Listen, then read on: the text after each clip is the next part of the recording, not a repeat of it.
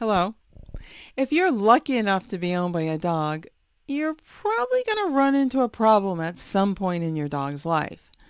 And how you respond to the problem will make all the difference for you and your dog. My name is Mary DeBono, and I'm the author of the award-winning Amazon bestseller, Grow Young with Your Dog. And I've also created a video program called Age Proofing Your Dog. And I've been helping animals and their people for about 30 years now. And one of the things I've noticed is that when people are faced with a problem with their animal, they often get into what I call like a stuck problem state, where they're just focusing all their energies on the dog's problem. And instead, I invite them to have a sense of expanded possibilities. Okay? And there's quite a distinction between these two, from feeling like you're just focusing on the problem to focusing more on expanding the possibilities for your dog. So let me give you a quick example. There was a woman who brought her dog to me. His name was Jackson. He was a 3-year-old Airedale, and he had been diagnosed with carpal arthritis. So the carpal joints are like the wrist of the dog's front leg, and he was quite lame. And she went to a very good vet, very skilled, very experienced, who basically gave a very bad prognosis. They took X-rays. They did all of the things, and told her the dog would have a very limited life as far as his activity level for the rest of his life. And he was only 3. And, when she brought him to me, he was quite lame. And I didn't focus on his arthritis. I know that sounds strange, but what I thought about is, how can I give him a sense of expanded possibilities, right? So as I worked with him, what I ended up discovering as I, gently moved his body and did different things, I discovered that he actually, like a lot of animals and people for that matter, humans, is that he was weighting one leg more than the other. So that actually created the arthritis. And it was a habit he got into. Who knows? Maybe at some point early in his life he had injured the opposite leg. I don't know. Sometimes it could be a very insignificant injury that can cause the habit to start. We do it all the time too as humans, and it can over time lead to a problem. In his case, it's probably what led to the carpal arthritis that he only had, he had in one side, one leg. And so I gave him a sense of how he could move through his whole body differently, and that relieved the pressure on the arthritic joints, and he walked out of my office without a limp, and he never ever limped again. Like, it was crazy how quickly that resolved. I'm not saying that always happens or anything like that, but if I had just focused on the fact that this 3-year-old dog had arthritis and what are we going to do about the arthritis, I wouldn't have seen or I've known to explore these possibilities with Jackson.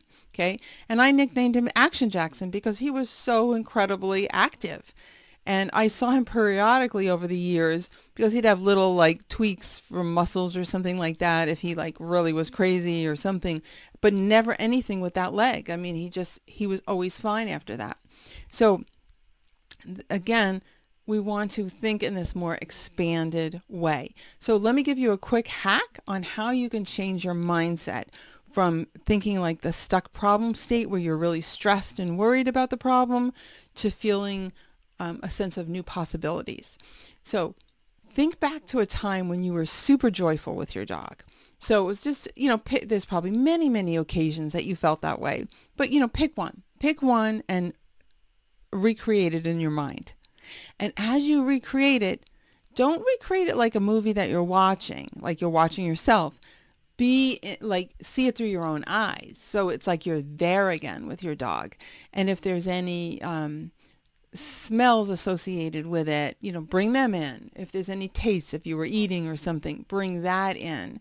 Bring in as many senses as you can into the experience and make the colors really vivid and, the sounds loud and, in loud in a pleasant way.